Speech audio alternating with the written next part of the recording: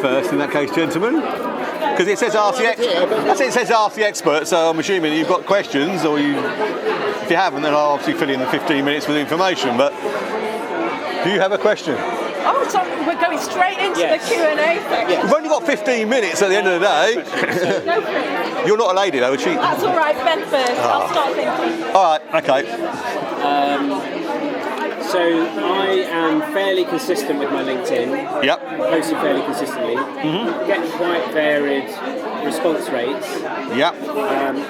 Subject matter expertise posts can get some traction, but doing polls or asking questions gets a lot more, but doesn't necessarily relate to my topic. So, for example, I got people to vote on designs for my book cover, and one post got over 9,000 impressions and 180 comments.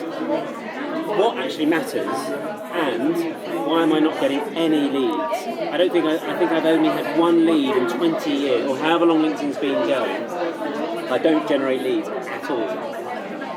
Right, So that's quite a lot of questions, isn't it? yeah, it's a lot of questions, and I think it'll be relevant to other people on the table, so that's good.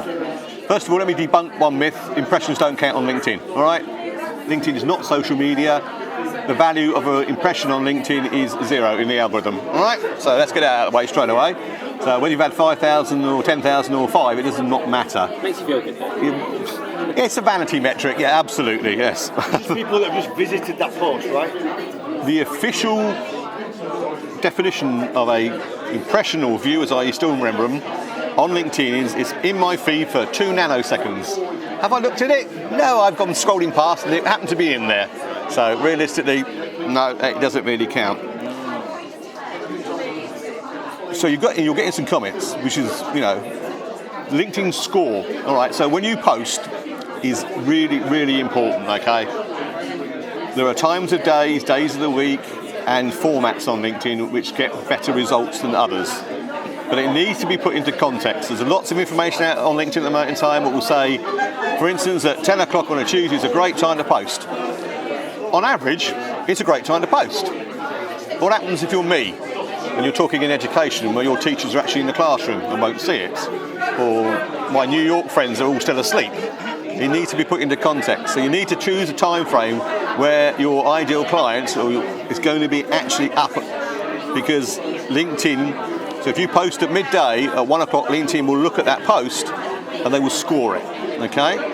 There is 3 things that score. So we know impressions don't, so we forget about those. Underneath every single post in your feed you've got like, comment and repost. I keep calling it share because I'm old-fashioned. If you just like something, basically it's worth 1 reach for you and the person who is the author. So it's the minimum. If you repost, whether it's with thoughts or not, it's around about 8. If you make a comment, for the person who's the author, it's worth 15 extra reaches and 12 for you. The gold is in the comments, okay? But, and this is a big one, and you need to put this in some of your posts so your audience gets used to it, LinkedIn will score the first action that you take. So if someone likes it and then comments it, you only get the 1 point for it. Okay, so this is a big eye-opener for you. That really, really matters. So at the end of that hour, LinkedIn goes, all right, okay, Ben's got reasonable score. We now push it out to, originally it was 10% of your connections. So if you've got 1,000 connections, 100 people had it put in their feed, then of course if they didn't see it, they're never going to engage with it. If it gets a decent score, LinkedIn will go, right, another 10% of your connections will start to see it, and it will get some organic reach on top of that, okay? There's very much times of days of the week. I would still agree with the experts that Tuesday, Wednesday, Thursday are the best days, because Monday we're getting the work up and running, and Friday we want to go home for the weekend.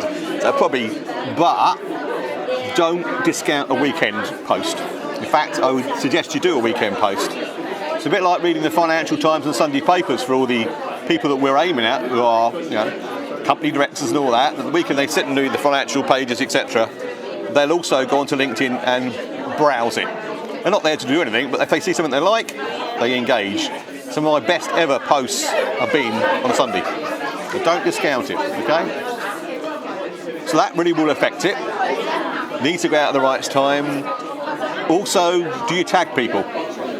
Do I tag? Yes. I I try to tag people I know will comment. Good. My tag as well. Keep going. Now you're talking the right language. So I very rarely tag. I don't tag people generally. Only people who are likely to comment or connect. Yeah, no, that's it. Too many people. Now, it doesn't matter after an event like this. The organisers could tag all of us in it. It doesn't really matter. It's an event. But where it's just a post, in the background, the LinkedIn algorithm is looking at it and going, well, at least 50% of the people you tag must engage with the post or they will reduce the reach. So exactly what Ben says there, you need to make sure you tag people in who are likely to be your advocates. They're going to come on, they're going to pass a comment, etc. Because if they don't, you might lose it. And if you get a little bit of a glory hunter and post some famous person who's just connected to them, they might remove their tag. That is a red flag to LinkedIn straight away. If you tag me in a post and I don't agree to it, or I'm not agreed that I'll do it, if I remove my tag, the reach of that post will plummet through the floor. So very careful around it. Absolutely, you need to make sure that the people have got an opinion about the subject matter. So, there might be friends and advocates of yours, but if they don't really have an awful lot to say about that, then the likelihood is that they're not going to go and get involved in it. So, initially I tell my clients, do 4 or 6 people originally, but make sure, and this is probably one part of LinkedIn, I hate LinkedIn playing the numbers game, which they do a lot, but actually if you've got someone who's got 10,000 connections, if you tag them in and they come back, it then will put that post out in potentially 10,000 people. So you add that. If you've got 4 people that have got 10,000, there's a potential maximum of 40,000 people that could see this post. So you use that tagging strategically to actually get people on board. Does that answer any? There's any parts if I haven't answered? I suppose the other part of the question is about generating leads. And I don't know if anybody generates them. I know some people generate leads from LinkedIn, but it's very hard because my audience is corporate, and I have had clients specifically say, I don't comment because I get sold to. So I know that a lot of my kinds of clients with senior titles in corporates are reading, but they're not engaging. So it's very hard to keep going, and getting nothing back. And then I have a coffee with a guy and I say, I read all your posts. So you could like and, like and subscribe occasionally. They are what we call in the trade a LinkedIn lurker. Yeah. And they can sit there in the background, and when it's right, they will come out from behind the curtains. Took some guy 11 years before he came out and booked a workshop with me. So what you need to do is use 4 letters around my posting. Quality, all right? Don't post just as you think you got to. Someone's told you need to post this. It will count against you. But be consistent, absolutely. But if you can only manage 1 post or 2 posts a week, absolutely fine. Don't have a glut and then have a famine. Because if you leave it 3 weeks between your posts, LinkedIn will reduce the reach of your posts when you start posting again. So that consistency is really, really useful. You're all experts in your own subject matter, so posts that are informational are what people are looking for. They want to know some information as you're an expert, but also get something that is engaging. Deliberately go looking, and if you do a post and you don't have a call to action at the bottom of it, why have you bothered? I have a question. Sorry, is that the end of the... Is that your... That's it, yeah. Yes, sir. So, hashtagging. Yep. How critical is it? Like on Instagram, it kind of is. Or there's debate with that. But is it critical on Instagram? And should I go premium? Right. Okay. LinkedIn recently have taken away most of the hashtag benefits. So that it doesn't improve, it doesn't reduce your score on LinkedIn at all. But if you have been using hashtags, I strongly suggest you continue to do so. Try and own a couple. And I don't mean you're going to go and buy it, but own it. I use LinkedIn Expert and LinkedIn Profile on all my posts. Those people that monitor these sites that have the hashtags on it, if you're consistently doing it, you're going to come up in the results. And I've got 2 pieces of work because of that. So just consistently do it. If you're not doing it, don't think you've got to. Absolutely not. The question about premium, very much, it depends on the person. All I ever say to people is, unless you're really using the free version to its nth degree, why do you want to spend 50, 60 pound a month with LinkedIn? What benefits are you looking for? I use sales now the last few months. It's been interesting. But I love that British word, interesting. Well, it helps you drill down. So, I can find a particular niche that I want to work through, find the relevant people in that, and then figure out who they are, so I can target those people. But the problem is that obviously everybody else is going to be targeting those same people because they have that presence on social media. And a lot of people that I want to reach are not on social media, which makes it really, really hard. So I don't know. At the moment, I'm playing with it. I think that Sales Navigator, you quite often get the ability to have I think it's actually 2 months now, a 2 months trial of it. Yeah. I've only done about 4 or 5 months, but I have found some very interesting leads, but I haven't converted any yet. All I would say is it worth the money you're paying a month for it? Well, for my MSP, for my IT staff, the lifetime value is really, really high, so 10 to 100 grand. Right. So if I sign up one customer in a year for doing it, it's worth doing. But the other thing I challenge people about, and I usually got a prop, but I haven't got that here, is have you got the resources to do it? Because to use Sales Navigator properly, you've got to spend 6 to 8 hours learning how to use it in the first place. And then every day, if you set it up properly, you're going to have between 1 and 2 hours of output that you need to go through and then reach out to people. So I have 2 questions. I need to get some testimonials. We've had testimonials on LinkedIn at crap. What should I do? Should I write them?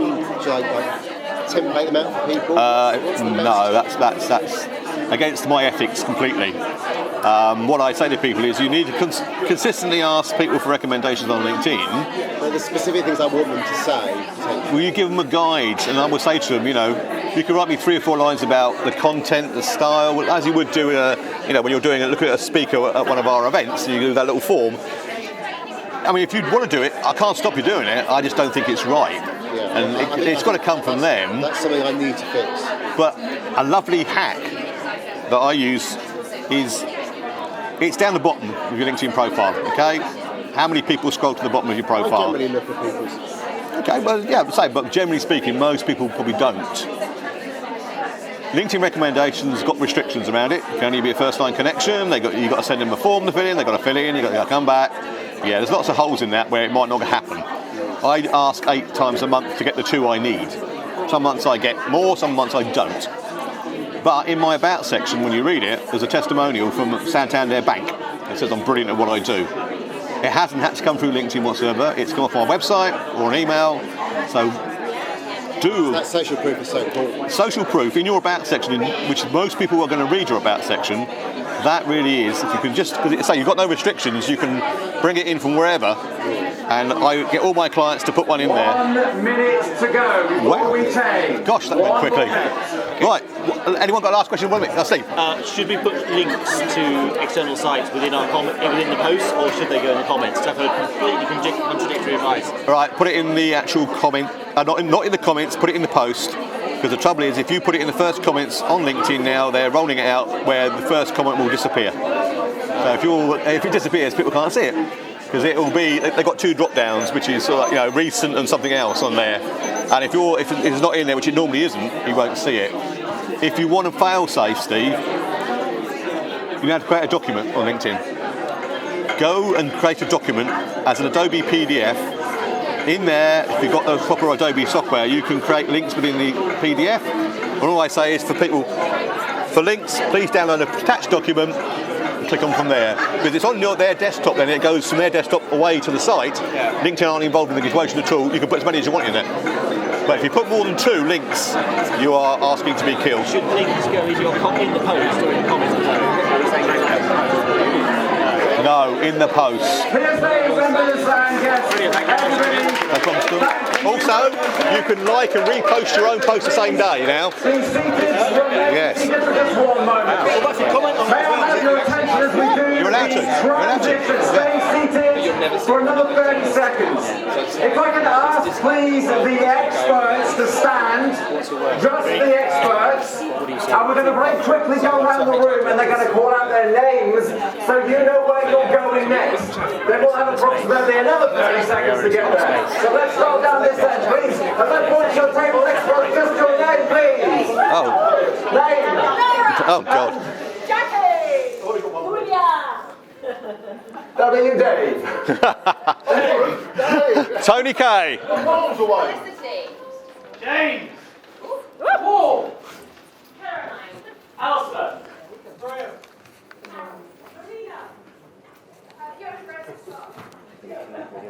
Okay, there are your experts. Please now transition. Thank you very much. And as soon as your table is full, you may Thank you, Tony. That's all, my darling. That's okay. Very much. And I was going to ask now, is it worth answering those documents, questions, things? It's a bit of a vanity metric. I would have guessed so. Well, that's really helpful, thank you. I'll talk to you later. Yeah, no problems. I'm around all day. Sorry, darling. No.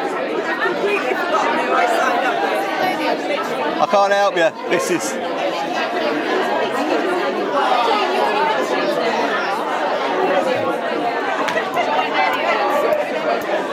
I don't know, you're showing the first one, didn't I?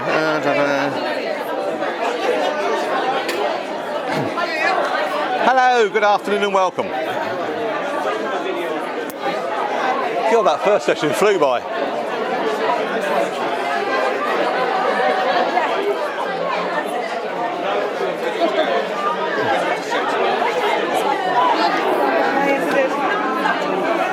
You were down for my first session, Malcolm. You realise that, don't you? I had 2 for the first session, so... How'd you manage that? I don't know, I've got no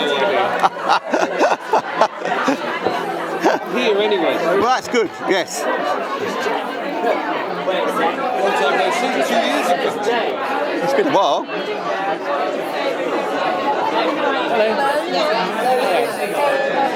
Marcus, and you are Emily. What do you do, Emily? That's it, everyone's here. Yay! Roughly. In 2 minutes. No, in 2 words or in 2 words. Graham.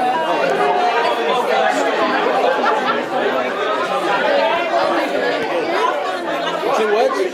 Broadswell bullshit. Much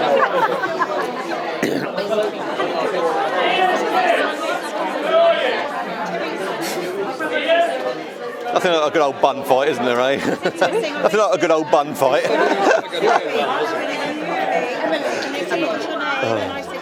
so fast though. 20 minutes is too short. 20 minutes. It's a 20-minute session, isn't it? 15. Yeah. I know. It's short. I've said it for 14 and it went off. I'm thinking, what? I've only answered 3 questions. Exactly. So not everyone got a fair crack.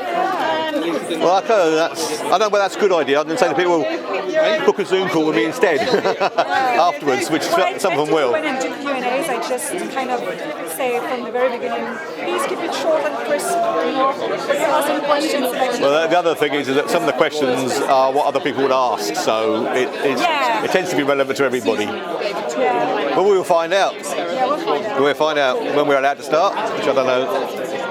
Have we been given the start yet or not? I think so. Oh, right, fine. Okay, we are. Yeah, I'm the headmaster. Detention. Right, apparently we started, so we better get on. Yeah, I'm very much treating this as a question and answer session. So I'm going to ask the ladies first. Do you have any questions? If so, why are you here? Simple question: how do you leverage LinkedIn to promote yourself and promote your business? That's not a simple question, though, is it? It's a very complex question. Yeah, it's kind of a broad question. Is there one particular aspect? Because I say 15 minutes, it would take 15 minutes plus to answer the lady's question. Is there anything in particular that mystifies you? That also, I put a title in there deliberately about being anonymous. How do we become visible? How do you become visible on it? Yeah. Well, How do you grow your network as well? I think the most. By the way, followers are irrelevant on LinkedIn, so don't worry about that. As are impressions. That's another thing that the first lot were dumbfounded with. For me, very much, the first thing I teach everyone when I go out, the importance of what we call your top card. So this is my top card, okay? This is what people see when they land on my profile, all right? there are three main items: my headline, my headshot, and my banner. In this horrible world we live in, you've got between 5 and 7 seconds for them to do two things: either scroll to the next person in the search, or what we want them to do is have a look down there. This is the start of it. You can be putting out great content, but if you're driving people to it and they see something that doesn't actually grab their attention, the likelihood is they're not going to hang around for very long. What I say to people is, banner, very visual. 70% of us are visually orientated. They're going to see it's at the top, it's quite large as well. Aim it at your ideal clients. That is important, you know. The whole of this is very much around. So this is crap, presumably? No, it's not crap, it is he's working on.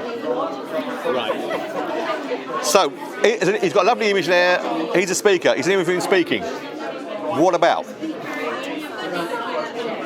Got it. What you need up here is a mixture of images. If you've got a company logo, you can stick it on there. But you need to put in here some keywords around what it is that you can do for your ideal client. So if you're speaking, what do you speak about? Put that up here. What we're looking for in that 7 seconds is them to see your banner and go, oh, he's a LinkedIn profile, he can help me with this. That's going to take them less than a second. They know they're in the right place. Then they can start getting engaged with it. Headshot, I'm not a great person to start slagging people's headshots off. The reason we call it a headshot is because when you look at it on your phone, the screen is a lot smaller. If you've got a torso shot, people can't work out what you look like. Also, another thing, on the phones, the headshot, the size of it in relation to the banner is bigger. Deliberately done by LinkedIn. So when you look at your banner headshot relationship, always have a look on the phone. Because if some of your important information is hidden behind your headshot on your phone, it's hidden on everyone else's bloody phone as well. So they're not going to see it, okay? So you need to do that. So long as that's reasonably up to date, yeah, that's absolutely fine. What we need is eye contact, smile, look as though you're approachable. Also professional, because you're expecting people to pay money to work with you. And then we have the headline. There's 220 characters in this headline because that's what LinkedIn allow you now to do, having expanded it repeatedly since it came into being. I think it's worth considering to use all 220 characters because that's part of that 7-second process that they're going to. So I'm giving them information. Always put what you are first because that's all people see on the phone. They obviously see the whole lot on the desktop or on the phone. Then I go on to tell people a bit more about what I do.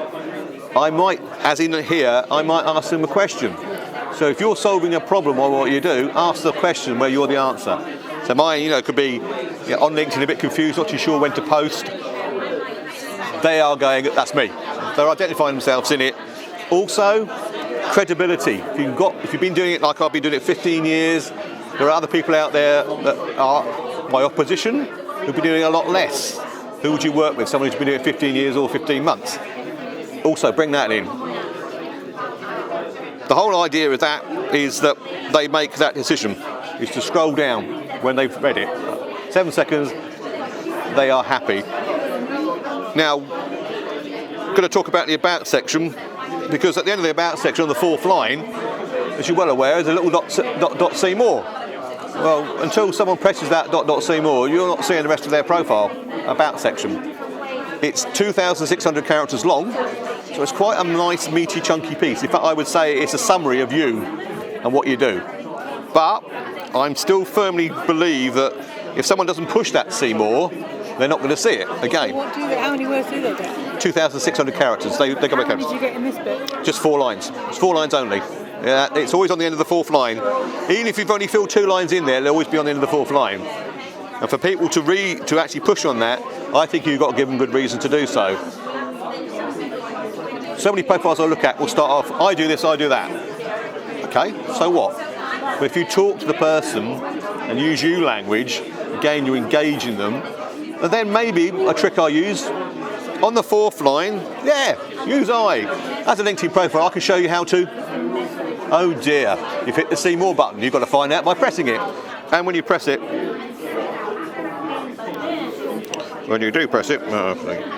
it opens up. The form these days is 2,600 characters. I'm told by the copywriters of this world, you probably could do it in 2 paragraphs. No one's going to read it, but you could do it in 2 paragraphs. We consume information in short, sharp paragraphs. That's what people would like to see. people love statistics. So many people I see don't put statistics in theirs. You know, I work with a company, help grow, save, whatever those statistics are. Brilliant, those sort of things. But we also need to consider disc profiling. I'm not a great fan of it, but there are lots of different profilings. We know there's people out there with very, very, very short attention spans that skim read everything. They don't read the whole lot. If you use bullet points, they will see it. It's all in the about, yeah. So I put a set of what I specialise in. I also know that I'm not the only LinkedIn profiler in the world, so I will also put some of the benefits of using me. The rest of it is how I go about what I do, and then when I get to the bottom of many people's profiles, and I'm engaged, I quite like what you're doing, and then there's no call to action, thank you very much. There's no call to action. I go, well, what the hell? Because if I scroll up to the top and look at the person's contact information, yeah, 50% of people's is wrong. They've probably still got the old email address that they signed up with LinkedIn 10 years ago, which means they're missing out on opportunities all the time as well. So I say, yeah, put a call to action, make it easy as well. If you're a one-man band like me, I'm not putting my phone number on there because if I'm here today, I'm not answering my phone. So I put my email. I don't tell them to DM me on LinkedIn. Why don't I do that? Who knows why? No, because you're excluding 99% of LinkedIn when you do it. Because if you look at how many first and second line connections you've got, it's going to be 1 to 2 million maybe. There's allegedly 1 billion people on LinkedIn, so the rest of them can't, because they're third line connections, which means they're going to have to be premium to do it. So you're excluding a whole watch of people. Anyone in the world can email you, okay? That's why I use email in there. Also, down the bottom of my profile, and I'm very proud of it,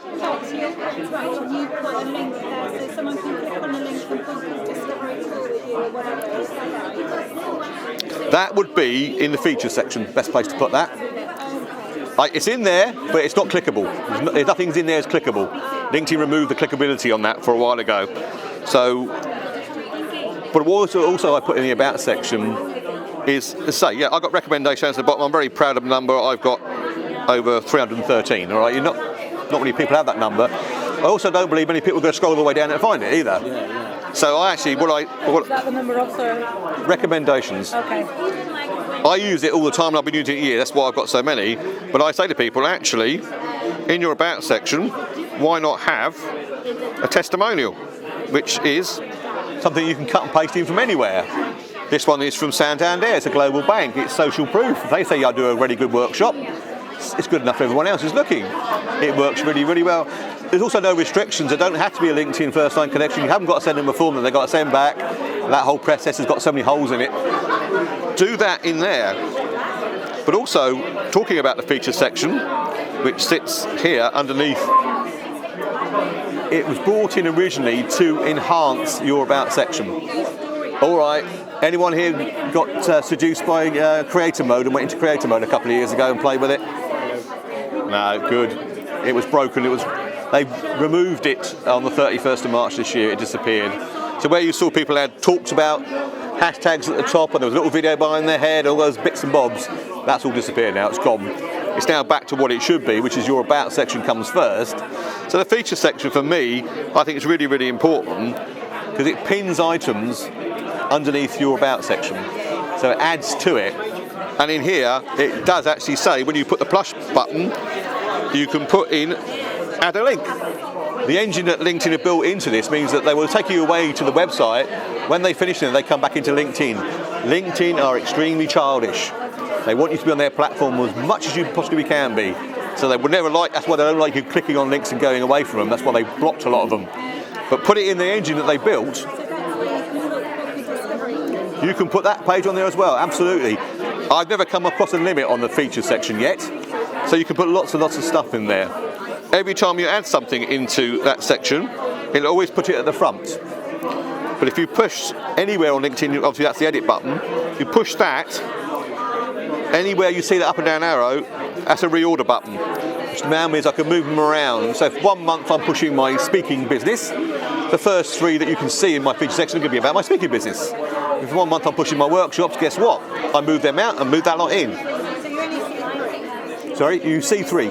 you only see 3 and you get the arrow. But again, I'm very much of the opinion that not everyone will push the arrow. So I will always keep what's in there most precious to me.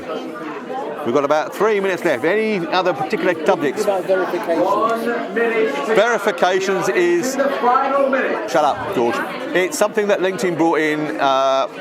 They got it completely and utterly wrong, because it's okay to verify, I completely agree, but people have to do it with their passports. People aren't happy to do that.